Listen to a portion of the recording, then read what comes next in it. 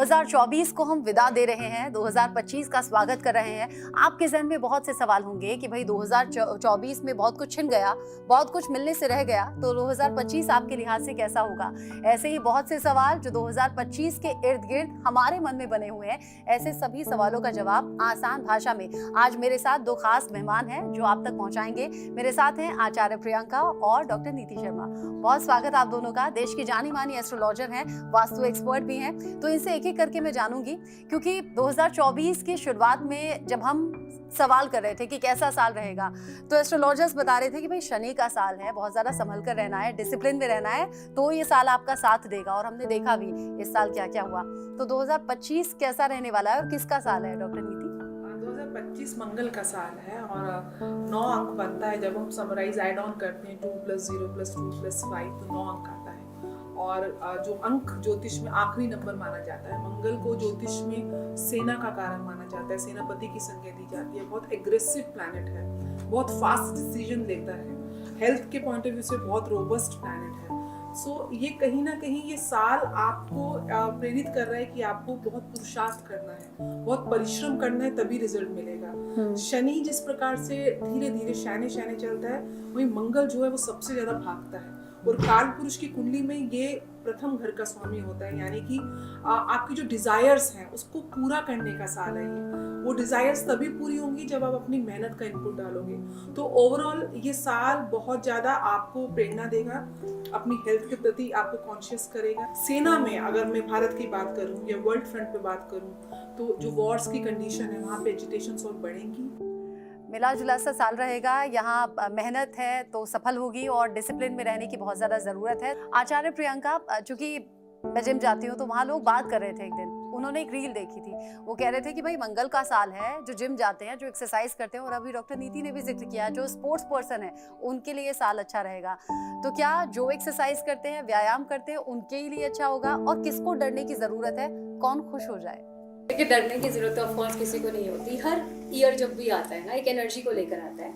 हम कैसे कैलकुलेट करते हैं, जो नवग्रह हैं उनका एक हर किसी का बिहेवियर होता है। जैसे आपका बिहेवियर थोड़ा सा शांत होगा, मेरा थोड़ा एग्रेशन वाला है, कि कोई बहुत इमोशनल होगा। ऐसे प्लैनेटरीज का भी होता है कि हर प्लैनेटरी का एक बिहेवियर होता है। तो मंगल की जब बात आती है, एग्रेशन तो लेकर आता है, ये एक नेगेटिव साइड है, लेकिन पॉजिटिव साइड ये है कि वो कंप्लीशन भी देता है। कंप्लीशन कैसे? कि आपको मोटिवेट करता है सारे पुराने गोल्स को कंप्लीट करके एक नई एनर्जी में शिफ्ट करने के लिए। अब मंगल की प्रवृत्ति क्या है? गुस्सा, एग्रेशन। अब आपने कहा कि जिम जाना, तो जिम में क्या करते हैं, जितना गुस्सा होता है हम उससे बस्ट आउट करते हैं। तो एग्रेशन से वर्कआउट नहीं करना, आपको चोट लग सकती है, क्योंकि कारक ग्रह भी है। एग्रेशन से कोई डंबल आपके ऊपर गिर गया, या आपने कहा कि नहीं आज तो मुझे बहुत ज्यादा जिम करना है, और बहुत एग्रेशन से अगर आपने जिम किया, आपको चोट लग सकती है। तो आप वर्कआउट करिए, which is very necessary for every human being. Of course आपकी हेल्थ के लिए बहुत अच्छा है, बट एग्रेशन नहीं लेकर आना है उसके बीच में। हर किसी को वर्कआउट करना है। जैसे नीति जी ने कहा कि हाइड्रेटेड रहना बहुत जरूरी है। हमारे रिलेशन जो है ना लाइफ में, वो हमारी वाणी से चलते हैं।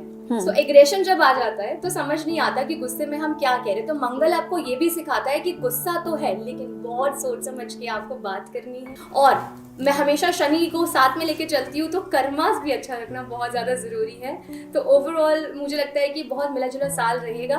वर्कआउट करना ज़रूरी है, सबको करना है, बस एग्रेशन का जो है आपको। सब लोग अपनी अपनी राशि देखने लगते हैं, जो वो न्यूज़पेपर में आती है या ऑनलाइन आती है कि भाई मेरी राशि में अच्छा है या बुरा है। तो न्यू ईयर को देखते हुए कोई आप सजेस्ट करेंगे कि हाँ ये राशि जो अच्छा साल देखेगी, ये राशि थोड़ा? ऐसी बहुत सारी राशि है। देखिए, लकी राशि जो रहने वाली, कहते हैं किस्मत चमकने वाली है, कन्या राशि, एरीज, वृषभ राशि, मीन राशि में थोड़ा सी डिफिकल्टी आ सकती है, और सिंह राशि सबसे ज्यादा पॉजिटिव एनर्जी लेकर आ रहा है 2025 आपके लिए। वर्गोस, आपने जो लाइफ में स्ट्रगल्स करे हैं 2025 में आप बहुत शाइन ऑन करने वाले हो। सिंह राशि वाले बहुत शाइन ऑन करने वाले हैं। नई अपॉर्चुनिटीज, जॉब अपॉर्चुनिटीज, आपकी जो रुकावटें थी, अगर आप कोई प्रोजेक्ट शुरू करना चाहते हैं, कोई लैंड लेना चाहते हैं, ये दोनों राशियों के लिए बहुत अच्छा टाइम है। वृषभ राशि वालों के लिए बहुत लकी समय रहेगा। धनु राशि बहुत, क्योंकि गुरु की अपनी राशि तो बहुत ज्यादा कहते हैं ना कि पॉजिटिव एक लेकर आ रहा है चीजें आपके लिए, जो आपने अब तक नहीं अर्न किया है, वो सेजिटेरियस 2025 में अर्न कर सकते हैं। और बाकी जो राशि है सबके लिए मिला जुला रहेगा। 2-3 राशियां जिनको खास ख्याल रखने की जरूरत है, और उसके अकॉर्डिंगली आप रेमेडी कर सकते हैं। लेकिन इसमें सबसे इंपॉर्टेंट रोल जो प्ले करता है कि जो आपकी राशि होती है वो आपकी कुंडली के अनुसार होती है। आपने इंटरनेट पे राशि देखी, आपको लगा कि ये रेमेडी आपको करना है, नहीं, हर रेमेडी आपके लिए नहीं होती। जब तक अपनी कुंडली ना दिखा ले, आपकी कुंडली में कौन सी महादशा चल रही है, कौन सी ग्रह की प्लेसमेंट कहाँ पे है, तब तक आपको कोई उपाय नहीं करना चाहिए। तो बहुत सोच समझ कर चलना है और बहुत सोच समझ कर ही रेमेडीज करनी है। डॉक्टर नीति, अगर मैं 2025 की बात करूं, अगर मैं बड़े चेहरों की बात करूं जो पॉलिटिशियंस हैं, पीएम मोदी की कुंडली क्या कहती है, साथ ही अरविंद केजरीवाल की कुंडली क्या कहती है, दिल्ली में विधानसभा चुनाव भी होना है, राहुल गांधी की कुंडली क्या कहती है, प्रियंका गांधी नई नई सांसद बनी है, क्या कह रहा है भविष्य, और सीएम योगी का भी जिक्र कर लेते हैं। बिल्कुल जी, सबसे पहले तो जब हम इसका आकलन करते हैं तो हम देश की कुंडली की सबसे पहले बात करते हैं। 15 अगस्त 1947 में जब हमें आज़ादी मिली थी रात के 12 बजे, तो वो एक बहुत बड़ा इवेंट था हमारे देश के लिए।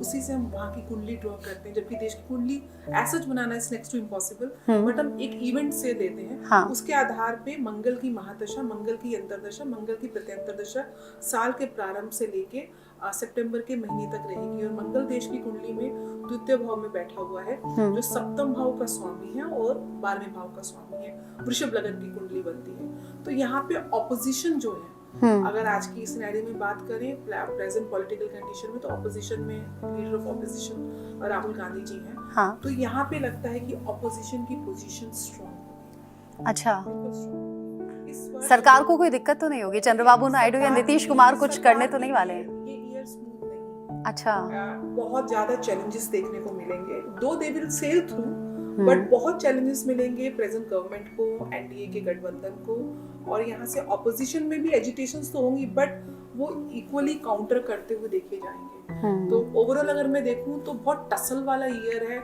स्मूथ दोनों साइड के लिए नहीं है। आपको जो है ना, एक दूसरी तरफ से आप देखेंगे अटैक और उसके काउंटर अटैक्स कंटिन्यूअसली। अभी विंटर सेशन गुजरा है, आपने देखा हाउ द पार्लियामेंट वाज, तो ऐसा पूरे साल रहने वाला। अब बात करते हैं दिल्ली के चुनावों की। केजरीवाल जी की कुंडली में 2 ग्रह नीच के हैं। शनि नीच के हैं जो जनता के कारक है, मंगल नीच के हैं जो पराक्रम के कारक है। अब पराक्रमेश नीच का होना, उसका कारक का नीच का होना, तो वो आप देख रहे हैं किस प्रकार से वो अपनी बात को काटते भी हैं, फिर सामने अटैक भी करते हैं। और अभी अगर उनके वादे हम देखें, जिस प्रकार से लोकपाल लेकर आएंगे, अन्ना जी के आंदोलन से, भ्रष्टाचार के आंदोलन से भारत की पॉलिटिक्स में एंटर किए, समहाउ कांग्रेस को कोसते हुए आए, फिर चुनाव में उनके साथ गठबंधन भी किया, इंडिया गठबंधन भी किया। अब दिल्ली में सुनने में आया कि चुनाव अलग अलग आइसोलेट होकर दोनों लड़ रहे हैं। लेकिन जहाँ तक दिल्ली की बात है, दिल्ली में comparatively if you ask me, BJP का जो अब जाके वर्किंग मैं समझती हूँ, ग्राउंड लेवल पे थोड़ा सा they started working. Kejriwal ji ने काफी हद तक एक वोट बैंक को एक्वायर किया हुआ, बहुत ही टैक्टफुल तरीके से एक्वायर किया। प्रियंका जी, चूंकि आप टैरो कार्ड अच्छे से पढ़ती हैं और आप इसको लेकर दावा भी करती हैं, तो आप राहुल गांधी या प्रियंका गांधी या मुख्यमंत्री योगी, किसके नाम का आप कार्ड निकालना चाहेंगे अभी? पहले प्रियंका गांधी का, नई नई सांसद बनी है, महिला भी हैं। देखते हैं कि कैसी रहेगी 2025 की एनर्जी उनके लिए, और प्रियंका गांधी जी क्या कमाल करने वाली है इस साल। पिछले साल में मैंने प्रेडिक्शन की थी, मुझे लगा था कि खासी वो कुछ परफॉर्म नहीं कर पाएंगी जो 2024 में नहीं हमें देखने को मिला, बट बहुत अच्छी जीती है वो, बहुत अच्छी और बहुत बड़े अंतर से जीती है। यहाँ पर हम बात करें टैरो कार्ड्स क्या कह रहे हैं, बहुत ही मिक्स एनर्जी के कार्ड्स आ रहे हैं। अगर पहला कार्ड देखें तो 10 सन का कार्ड है, एक नई उमंग लेकर आता है, एक नई एनर्जी लेकर आता है, और नया एक इंथुसियाज्म उनके लिए लेकर आ रहा है कि एक बहुत जोश में है, काम करेंगे। और दूसरा कार्ड मेरे पास आता है जजमेंट का कार्ड, कहता है कि karmas will hit you back. So कहीं ना कहीं आपकी जो पॉलिटिकल जो दिमाग है कि अब हर चीज से कुछ ना कुछ फायदा निकालने की कोशिश करती है, तो वो नहीं चल पाएगा।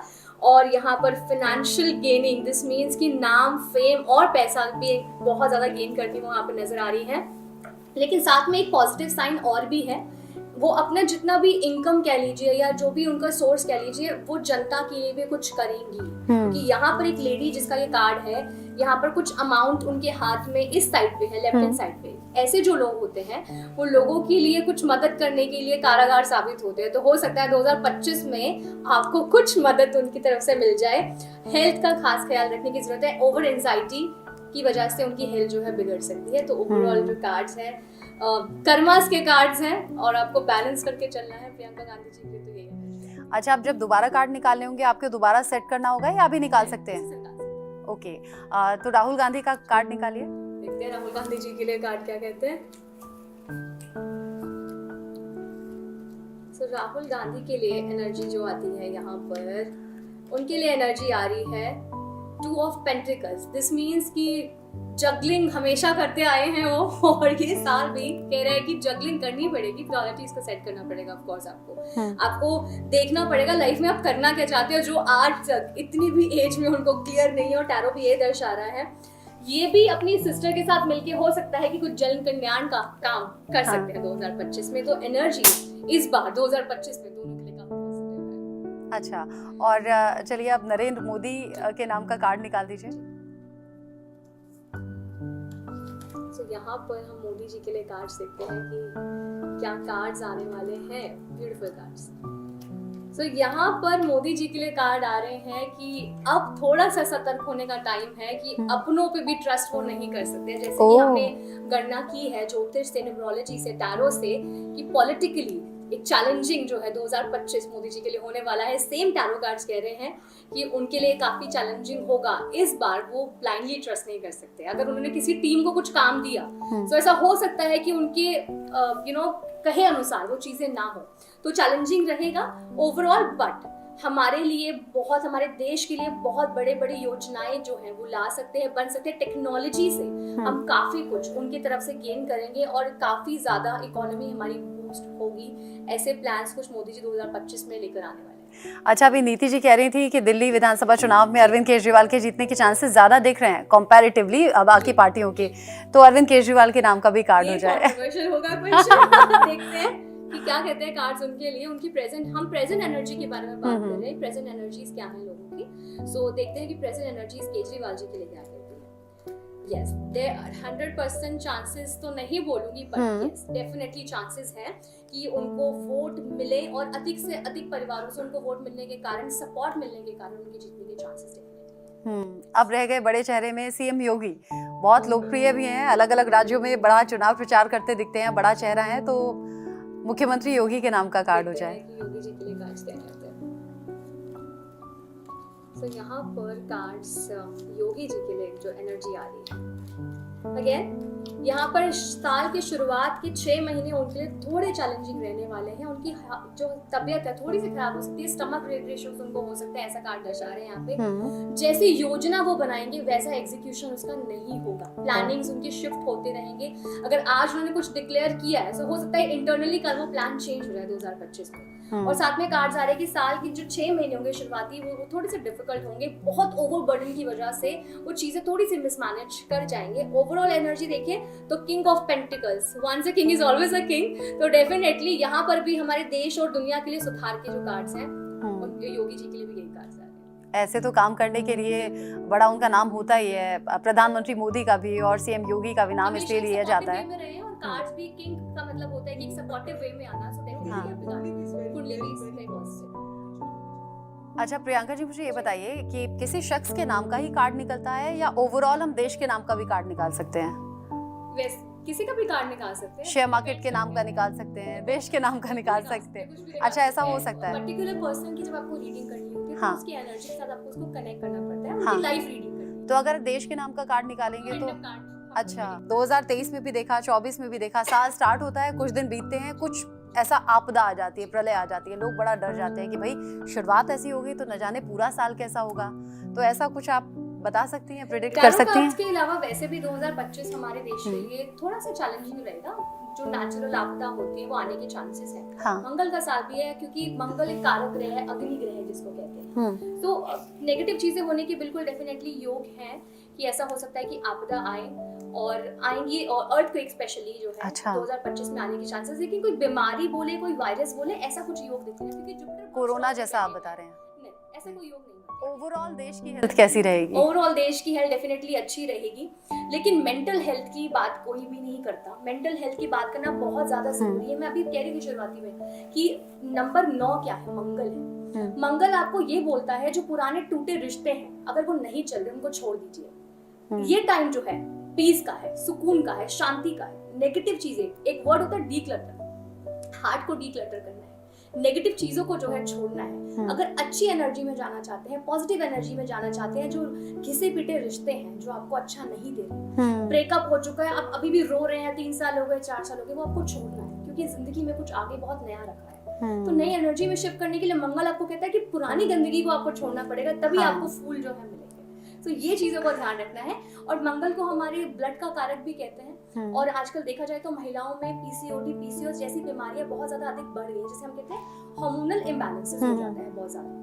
हो सकता है कि आपकी कुंडली में मंगल छठे घर में बैठा हो या किसी राहु के साथ में कहीं बैठा हो, ऐसे आपके 12 जो हमारे ग्रह घर होते हैं कुंडली में, वहां कहीं नेगेटिव ग्रह के साथ बैठा हो, तो बहुत सारी लेडीज को मेंस्ट्रुएशन साइकिल के टाइम पे ज्यादा ब्लड फ्लो के इश्यूज होते हैं। उससे आपकी हार्मोनल इम्बैलेंसेस होते हैं, प्लस हार्मोन्स डिस्टर्ब होने के कारण आपकी मेंटल हेल्थ जो है डिस्टर्ब होती है, आप चिड़चिड़े हो जाते हैं, आपको चीजों से इरिटेशन होने लग जाती है, आप प्यार से बात करते करते आपको गुस्सा आ जाएगा। सो ये करता है मंगल। मैं पर्टिकुलरली एक ग्रह को दोष नहीं दूंगी, लेकिन आपकी कुंडली में उसकी प्लेसमेंट कहाँ पे है वो दर्शाता है। मंगल आपके ब्लड का कारक है। हमारे साथ कुछ लोग भी मौजूद हैं जो 2025 से जुड़े सवाल करना चाहेंगे। सवाल पूछिए। मैम, मैं आपसे ये पूछना चाहूंगी कि राहु केतु को अपने से मतलब दूर रखने के लिए क्या उपाय करने चाहिए लोगों को, महिलाओं को सबसे ज्यादा, क्योंकि मानते हैं कि आलस आना और काम में मन ना लगना ये इसकी वजह होती है। नो, इसकी देखिए राहु केतु वजह नहीं होती काम में मन ना लगना। राहु और केतु की दोनों की अलग अलग नेचर है। राहु आपको कंफ्यूज करता है, क्योंकि राहु ऊपर की बॉडी है, उसे हम कहते हैं हेड ऑफ ड्रैगन। तो राहु आपको कंफ्यूज करता है, माइग्रेन इश्यूज देता है, ओवर थिंकिंग देता है, आपको रात को सही से नींद नहीं आती। केतु के जो रीजंस है वो अलग होते हैं। केतु आपको डीप स्टडी के लिए भी मोटिवेट करता है, केतु आपको स्पिरिचुअल भी बनाता है, लेकिन केतु की फंक्शनिंग अलग होती है। अब आपने बोला कि महिलाओं के लिए स्पेशली ऐसा कुछ उपाय नहीं होता, राहु केतु को दूर नहीं रख सकते, उसके नेगेटिव इफेक्ट्स को कम करने के लिए आप रेमेडीज कर सकते हो। देखिए, राहु को अगर आपको पॉजिटिव करना है तो राहु को ज्योतिष में मलिच प्लैनेट माना जाता है। तो जो आपके आसपास सबऑर्डिनेट्स हैं, आपके घर में हाउस हेल्प्स हैं, आपके कार्य क्षेत्र में आपके जो हेल्पर्स हैं, जो पानी पिलाते हैं, जो स्वीपर्स हैं, जो आपके मोहल्ले का गंदगी साफ करते हैं, मंदिर की जो सफाई करते हैं, आप उनको जाके हेल्प आउट करिए, व्हाटएवर वे, मतलब किसी भी रूप में। दूसरी चीज, राहु का मुंह है, पेट नहीं है, तो उसकी भूख, डिजायर बहुत ज्यादा है। किसी की व्यक्तिगत कुंडली में राहु जहाँ बैठेगा, आप देखेंगे कि उस क्षेत्र से, उस भाव से या उस राशि से संबंधित जिसमें राहु बैठा है, फॉर एन एग्जाम्पल राहु किसी की कुंडली में मिथुन राशि में बैठा है या तृतीय भाव में बैठा है, third house is house of communication, house of media, तो ऐसे लोग मीडिया में बहुत करते हैं। राहु की एनर्जी को अपने चैनलाइज कर लिया। ये वो दानव है जिसने इस अमृत का पान किया हुआ है, he has taken the nectar. तो राहु को, केतु को नेगेटिव कभी भी नहीं देखना चाहिए। जो दशा सिस्टम तो स्टार्टिंग ही केतु से होती है। केतु मोक्ष का कारक है।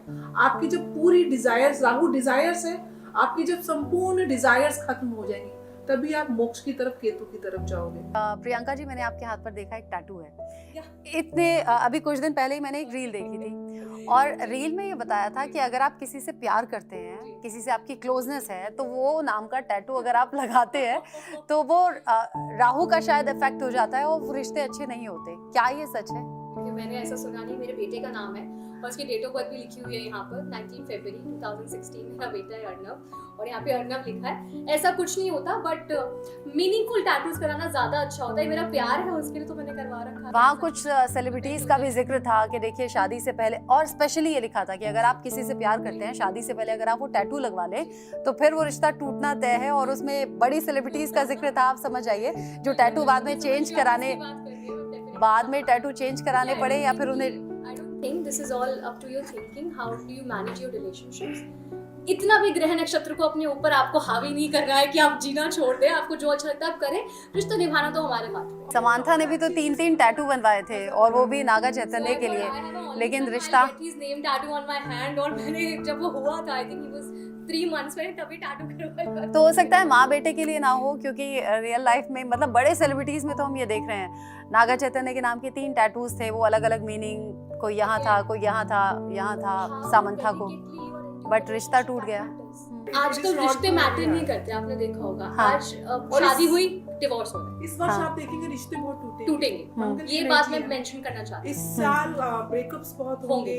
हाँ, वहाँ पे नए जोड़े भी बनेंगे, बट मंगल की एनर्जी कहीं ना कहीं बहुत एग्रेसिवली डिसीजन मेकिंग कैपेसिटी लोगों की बढ़ा देगी। रिश्तों तो आप देखेंगे कि रिश्तों को इस वर्ष संभाल के रखना है, बिल्कुल। और रिश्ते तो संभाल के ही रखे जाते हैं, और जितना एक्सपेक्ट आप सामने से करते हो, सबसे पहली बात है अच्छा रिश्ता वही होता है जहाँ आपका गिविंग नेचर हो ऑटोमेटिकली। तो एक्सपेक्टेशंस मुझे लगता है कम होनी चाहिए, देने की प्रवृत्ति ज्यादा होनी चाहिए, तो रिश्ता लंबा चलता है। 2024 में ही अभी हमने जब मैंने देखा मेरे पास मोर देन 9 केसेस आए डिवोर्स के, मोर देन 9 केसेस, एंड आप बिलीव नहीं करोगे सबकी जो केस के इशू थे वो सिमिलर थे। हस्बैंड ने वाइफ को छोड़ दिया, हस्बैंड अपने घर रह रहा है, वाइफ अपने पेरेंट्स के घर रह रही है, इन लॉज को और हस्बैंड को कोई मतलब ही नहीं है कि वापस लाना है। एक्चुअली जो And बहुत फैमिली similar वैल्यूज था। है ना बहुत आज की similar डेट में, था। आपने रुद्राक्ष की माला पहनी है, आपने कुछ ये बीट्स भी पहने हैं, और मैं देख रही हूँ दोनों ही आप एस्ट्रोलॉजर, रिंग्स भी बहुत सारी, कुछ इफेक्ट होता है इसका या सिर्फ आप एस्ट्रोलॉजर हैं इसलिए पहना है? ऐसा नहीं है, डेफिनेटली 101% इसका आपके लाइफ में बहुत बड़ा रोल प्ले करते हैं। ये जो मैंने क्रिस्टल्स पहने हैं ये आपकी डिफरेंट प्रॉब्लम्स के लिए होते हैं, ऐसा नहीं है मैं एस्ट्रोलॉजर हूं मुझे ये फैशन नहीं है मतलब? इट्स नॉट फैशन, 100 ये बिल्कुल फैशन नहीं है। ये डायमंड रिंग्स पहनने का सॉरी मेरे को शौक है, मैं ज्यादा जेमस्टोन्स नहीं पहनती हूँ, मैं क्रिस्टल्स में बहुत ज्यादा बिलीव करती हूँ क्योंकि नेचुरली प्रोड्यूस होते हैं। क्या काम करते हैं ये? Okay, so this one I am wearing, ये क्लियर क्वार्ट्ज है, ये मेरे सातों चक्रों को बैलेंस रखता है। अगर मुझे कोई विचार करना है, मुझे कोई डिसीजन मेकिंग है तो मुझे क्लैरिटी देता है, मेरे नेगेटिव ब्लॉकेजेस को दूर करता है। This is for my another planet, so ये मेरे बिजनेस के लिए कह सकते हैं, मेरे मर्करी को सपोर्ट करता है। हाँ। And this one I am wearing for my hormones, क्योंकि हार्मोन्स डिस्टर्ब सबके रहते हैं आजकल, so I also have some issues. So इसमें कुछ ऐसे बीड्स हैं मल्टीपल प्लैनेट्स के जो कि हार्मोन्स इशू को बैलेंस करते हैं, और मैं इसको हमेशा पहन के रखती हूँ और ये मेरी बॉडी पे वैसे ही काम करते हैं जैसे मैं सोचती हूँ कि ये काम कर रहे हैं। अगर आप इस पे बिलीव करते हो तो डेफिनेटली मतलब बीमारी के लिए अगर डॉक्टर दवाई देता है तो ये कुछ कह सकते हैं रेमेडी आपने कर ली है। और ये माला? दिस इज रुद्राक्ष माला, ये उज्जैन से मुझे मिली थी, महाकालेश्वर मंदिर से। So this is my lucky mala, मैं जब भी जाती हूँ अपने हमेशा इसको पहन के रखती हूँ। इस पे साक्षात ओम के दर्शन हो रखे हैं हर एक बीट के ऊपर। अच्छा। सो ये वहाँ पर काम क्या महाकालेश्वर करता है से ये मुझे डायरेक्शन देता है, महादेव की ब्लेसिंग्स हमेशा मेरे साथ बनी रहती है, जो भी चाहती हूँ वो मैनिफेस्ट होता है। अच्छा, जो मैं विश करती हूँ कि मैं अच्छा, ये जो मैनिफेस्टेशन हम बार बार देखते हैं और सुनते हैं, सपोज अगर मैंने कुछ सोचा कि ये चीज होनी चाहिए और मैंने सोचना शुरू किया, कितना टाइम लगता है होने में? देखिए इतना आसान नहीं होता, फिर भी बिल्कुल एक आइडिया। मैनिफेस्टेशन इज लाइक आपका जैसा मन वैसे चीजें होती हैं, बट टू बी ऑनेस्ट ज्योतिषी हूँ और ग्रहों के अधीन हम सब हैं।